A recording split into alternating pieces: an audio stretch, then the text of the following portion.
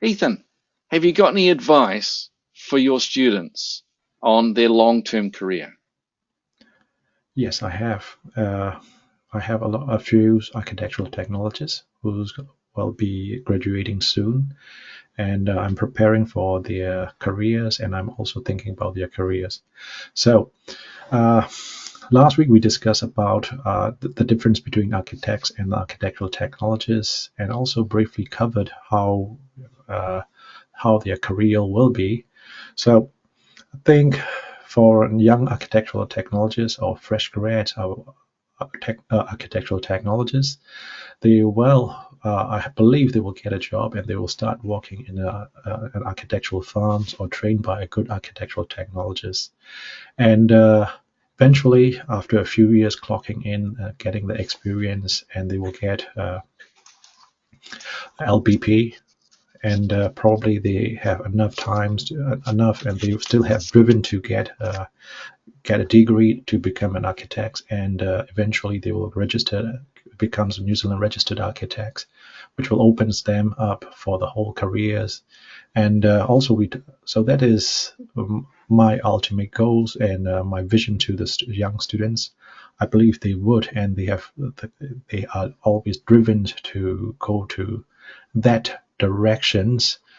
That's what I'm thinking of, and I sometimes, when I meet the young architects, I'll also talk about uh, some of my experience, some inspirations, some thought about, or some pictures, or designs where what what they can get inspiration on. And most of the time those are the not, instead of being residential, they are more commercials, because these are architecturals done by the architectural firms. And frankly, I'm a little bit biased because I was trained as an architect. But even though that's true, anyway, even though I'm trained as an architect, when I put myself as a tutors, I want my students to be the best, right? If when they do the drawings, I want proper, clean drawings, and give times, or when they do the documentations or writing assignments, I want them to come out the best answer. I try to support. That's, as a tutors, my mind is different. As architects, my mind is different. But I ultimate goals that what I want to see is I want them to be, at one point they become a New Zealand registered architects. It may take a few years, but that should be that. This is the thing, the route they should be aiming for. And yeah, being a star architect will be another level, but at least that what they should do, and what they should prepare for. Like, we prepare for their minds of using different software, and also we need to prepare their mind of becoming a registered architect. That's what I'm thinking. And what about you? Well, it's interesting that there's the phrase you used. I've just written some notes down. So there's a phrase you used about we should encourage them to choose a good architectural technologist to learn from, but we haven't. But we'd also need to give them some advice on how to do that. So, for example, I've worked with some architects who started life as an architectural technologist. My old friend James, and he was brilliant at planning, really, really good at planning, lovely three-dimensional forms of his buildings. And he was very open with me about how he would do stuff, how he would choose it. I learned so much from him, but I could easily have gone to work for a different architect. Okay, maybe I worked for him. And he wasn't open about the process. He wasn't open about what he wanted. He would always tell me what he didn't want, but I found it very difficult to know what he really wanted. And he wouldn't guide me.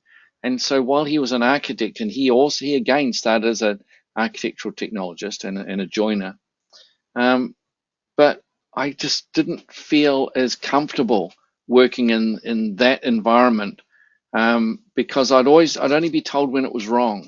I'd never be told when I was right, or guided Mhm, in the right direction. mhm, And when I interviewed Gary, what Gary said is that he never tells his staff they're wrong. but he asks them what other options they looked at and tries to encourage them to think of other options. What could you have done here instead of that, to try and expand their mind? So he is teaching his Hmm. next generation by teaching them to think and teaching them to question what other options there were there. And Yeah. so, you know, you could get lucky and go work for Gary or James, but you could also get unlucky and work for some of the other architectural technologists that need work, that need workers, but then don't have that skill of design that the other people have got. So have you got any advice for those students on how do you choose the person that you want to go work for?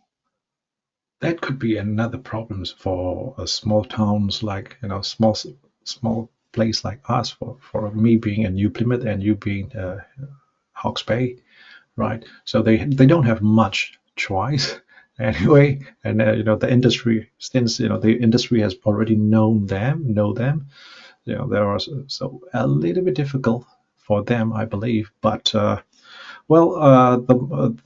my advice is keep curious, keep focused, let yourself driven, and some of the things it's life. I don't learn any. Some of the things I don't learn from school. I had to be keep curious, and I keep to find the way out. I make sure I need to learn by myself. Sometimes I had to be street smart. Sometimes I had to be book smart.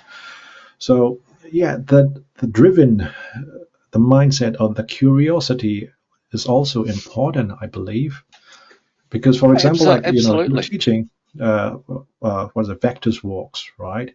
So but who teach you? But you're teaching by yourself, right? And you're Well, teaching the world, and always keep curious, isn't it? well, I think keeping curious is one of those things. I worked for a guy. It was actually, he told me this when I was still at high school, and he said Hmm. that he loves being. I mean, he's got a great quote that he taught me when I was at high school, and that is that architecture is making places and spaces for people, which I think is a really pithy way of describing it, because places have a special emotional location. Spaces, of course, that's the volume, and so it's a little bit like firmness, commodity, and delight Hmm. in that way. But it was his own words, and I've kept that with me for all these years, because to me it was just a great way of describing what's the difference between a building and architecture. You know, a building is Hmm. just a volume, but architecture has got Hmm. a place. It's got that feeling of place. Um, Hmm. but the other thing is to keep curious. So what he Yeah. said to me all those years ago was, he's curious. He's curious about everything. If he has to put a toilet in, he wants to know everything about it. If he has to put in a Hmm. septic tank, he wants to know how it works. How does this whole thing work? What happens to the what happens to the sewage when it goes in? Where does it go? What happens? Oh, it's got worms in it. How do they? What do they do? What happens? Where does the water go? So he's curious about the Hmm. entire, even the most mundane thing, he's curious about. And I think I've Hmm. kept that curiosity as well. And I think our students need to be encouraged to keep that curiosity. And part of the challenge, of course, is when they start the course, is that they don't want to be curious. They want to be told. Hmm. Yeah. And part of our 2 year training is, for want of a better term, getting them to think differently, Yeah. to, Yeah. to, to be curious, to be to research things, not to trust what everybody says. My colleague Andrews calls it ABC, accept, no, what is it? Assume nothing, believe nobody, check everything. All right. Cool. And and it's quite a good way of putting it, because then when a student goes, oh, I thought I could just do this, as I ABC, man, you know, Hmm. you've Hmm. made an Hmm. assumption. What you can't assume, you've got to check. Um, Yeah. oh, but Joe told me I could do it because he did it on his drawings. Yeah, Oh believe no. nobody. Um, Yeah. so it's quite good from that point of view. But I think that making your students curious is one of the most important things we can do. It's very Yeah. difficult to do. But coming back to that, how do we get them to choose the right person to work for? Well, what if they keep their eyes open? What if they're curious about the buildings that are going up? What if we can get them to look at who's building that? Who designed that building? Is that the sort of Yeah. person? Is that the sort of person you want to work for? So if you want to know who to work for, start being curious in your environment. Start seeing who's designing what, um, Hmm. and go and see those people. Go and tell them that you're curious about their work. You offer to go in and work on a Friday afternoon for nothing, or do something else. But let those people know that you're curious and that you're interested. Yeah. When I was young, after I finished my graduations, and at the time the internet started, the email is just infants, but I can send any email anyway. So what did I do was like, I sent an email to Renzo Piano of Italy, and Why with why not my start at the top and portfolio. work your way down? And yeah, why not? I want to come and work for you. Yeah, I can do this. And I yeah, didn't what? I didn't do that, but when I went to Philadelphia, I phoned up Robert Venturi from Hmm. Venturi Roch Scott Brown, because they got in a little office in Philadelphia.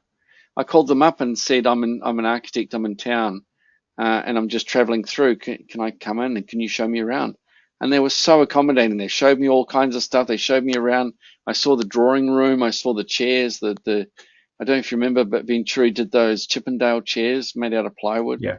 They Hmm. had some of those. You could actually see them and touch them, and they were really Hmm. lovely. And I'd just go somewhere and I'd phone up the local branch of it, Institute of Architects, and say, Yeah. does anyone want to talk to me? Yeah. I knocked on Frank Gehry's front door. That didn't go well. No one answered. Yeah. Because that's curiosity. I was young and curious, young, curious, and wild. That's the best I can do. That's taking all the best Absolutely. advantages, right? So Don't take no. I'm an architect. I'm young architects, and I want to work for you. Hmm. Knock the door. Yeah, Even knock on the free, door. also I want to work for you. Yeah, even free, also I want to work for you. That's something like that. Once I had children, because I got interviewed by Foster Mm-hmm. Associates. What are they called? Norman Foster and Partners. They Foster interviewed and me partners. and they offered me a job, but then they offered not to pay me, Ah, so I painful. rejected it. Yeah. So when I was young, I would do it. Young and crazy, but something like that. I think I had two children at that stage and a mortgage. Oh, yeah, Um, that's quite difficult. Yeah, so a it lot was of responsibility. No, you can't do that. yeah that I said, how did I put it? I'm worth more than that. Ah, yeah, true. Yeah. And so they went, okay. And so we just wrap up. But when that's a whole we could have a whole podcast on that Yeah, interview yeah, because they yeah. were funny. It was lots of handshake and Hmm. where you Hmm. sit and all that kind of stuff. We could go on about that. But Yeah, we can talk about coming back to the students, I still think it's up to the student to it. be Hmm. curious, to see who they like, whose work do they like, and then find a way to learn Yeah. from that person. And also, they need to start researching which architects or which architectural technologists in town they want to work for, and they Hmm. need to start communicating with them, and they need to start marketing themselves. Because, yeah, if they are second year students, this is the best thing they could do. I think so. Because it is small town, like we already discussed in earlier podcasts, so they should research already, and maybe the architects may design the best buildings, but the design lead may not be the best person of explaining things. Sometimes their expectation may be different, right? So if you're working for a large architectural firms, the dynamic is different. And if you're working for a small tech architect for a small an architectural technologist, that the way your process is different because it's more on the smaller buildings, I believe. So yeah, but you're at least you're learning how the things work, how the materials combine Hmm. together, how things assembles, how you draw the details. That's all. Everything's important. Or bigger concept. Sometimes the So architects will allows you to do bigger the concept drawings, etc. Yeah. I met an architect when I was at high school, Hmm. and I would go and see him every once in a while. He said, come and see Hmm. him. So I'd go and see him. I'd do Hmm. work experience. And during my university years, I used to come back and I'd always call in and see him, and he'd always take me out and show me stuff that he was Hmm. doing. It was Hmm. really incredible. Hmm. That I, when I worked for him, it wasn't so much fun, but he was so kind in those early years of showing me what he did and his enjoyment of doing it. Hmm. Yeah, that's how is it. Yeah, I was quite lucky enough when I was started working for American architects, and he teach me how to draw. What are the line weights and my bad habits, and he criticized me. Sometimes I suck like a young kid because he. But when I look at back, yes, he is right because of him, my detailing is better. All the is much more presentable, more. And yeah, and after that, when I went to Singapore, and I worked for the contractors, and sometimes I need to explain how the things works or how things assemble together, and that's also my understanding on the detailings and fixings of the things. So yeah, sometimes I had to be street smart, sometimes I need to be book smart, and keep learning, keep curious, and keep moving, keep driven yourself. Yeah, I think that's the way forward for whether you're an architect or architectural technologist. That's the way forward, I think. And yeah, sometimes you may meet good people, sometimes you may not. That's life. I think so. Hmm. Mm. Yeah. Yeah, the curiosity I think is a big one for the students, Yeah. helping Hmm. them get. But I think it's that other thing is that they need to be taught to be curious, and they need to be Yeah. told to look for the Yeah. people they want to work for, and then if they find a really good one, they will. If they find a really good designer, doesn't matter whether an architect or a technologist, they will be able to learn a lot from that person. But you never Yes. stop learning, and so the next thing is to look for the next person to hone the next skill. You might go and work for someone who's good at documentation, but you want to learn design, you go and work for someone who's good at design, and you Yeah. bring your documentation. And every job you do will teach you something. Even the Yeah. worst jobs you've had teach you something. Yeah. That's it. All right. Thank you. Yeah. Thanks, Ethan. That Yeah. was a really good question. Oh, I hope Hopefully people the are listening students. and Yeah. Hopefully, especially the students, they will learn from our last two episodes. And yeah, we'll see you next week. see you next week, Ethan. Take care. Bye.